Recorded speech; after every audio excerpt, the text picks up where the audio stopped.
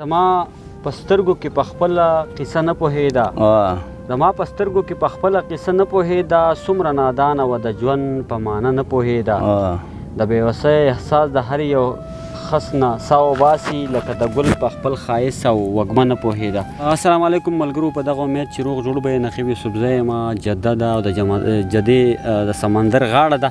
ملګري راجمون راز صاحب دی، نور ملګري کلیوال هم دي. صاحب ډېره زیاته مننه د وخت راکولو، ډېره زیاته مننه. ډېره مننه نقیب صاحب ستاسو او د ټولو ملګرو ته او تاسو ټولو ته د لوی اختر ډېر مبارک شه او هیلهمن یو چې تاسو به د اختر خوشحالیانو نه خوندونه او مزې اخیستې وي، په خوشحالو به مو مانځلې وي. نو ډېره مننه نقیب صاحب. دا یو څو ټپۍ دي نقیب صاحب په غوښتنه.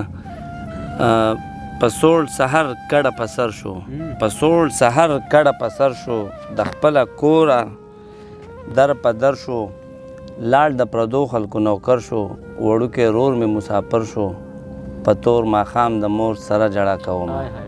ډېر زبردست. جانان په خپل حسن مغرور شو، دا ټول جهان راته تنور شو، د زړګي زخم مې ناسور شو، وجود مې ټول د وینو سور شو، د مینې لار کې د کمر ولوېدمه. لاسونه دواړه راله سره کوي، په رنجو تور راله باڼه کوي، دغه ارمان زما پوره کوي، په چغرزو کې مې واده کوي، شهیدي سر ته به د یاره سره زما. ستا بس د یو نظر کاته دي، ستا بس د یو نظر کاته دي، ماته منظور دا په ډېر څه دي، څه مې په زړه هغه مې په خوله دي، په کار مې جګې ماڼۍ نه دي، د رازمن سره جونګړه قبلوم. دا د غزل مطلب ده. د غزل نه مخکې یو دوه شعرونه دي.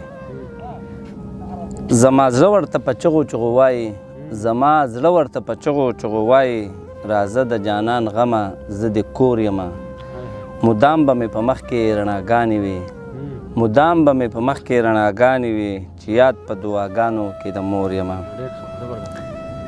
دا یو نور څو شعرونه دي. انکار د مینې وکه یا اقرار را سره وکه، انکار د مینې وکه یا اقرار را سره وکه، جانانه په دې دوو کې یوه لار را سره وکه، چې ستا د ارمان ناوې مې د زړه کور ته ودیږي، چې ستا د ارمان ناوې مې د زړه کور ته ودیږي، ته یې په خپلو لاسو ښه سینګار را سره وکه، ټپه مې درته وکړه د ناقۍ کنډو د سره، ټپه مې درته وکړه د ناقۍ کنډو د سره، اوس ته هم لږ د مینې یک هزار را سره وکه، د راز د وچو شونډو په دې راز باندې به پوه شي، د راز د وچو شونډو په دې راز باندې به پوه شي، فراق په توده ځمکه انتظار را سره وکه. دا یو بل غزل دی، زوړ غزل دی.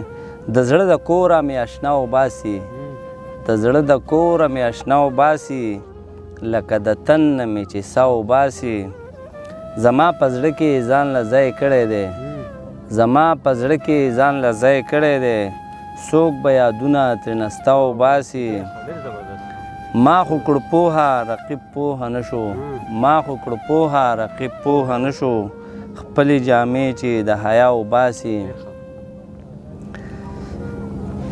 بل آخري مقطع شعر به درته ووایم. زه راضمن چې چېرته ښکلي وینم، زه راضمن چې چېرته ښکلي وینم، په زړه مې کرښې خامخا وباسي.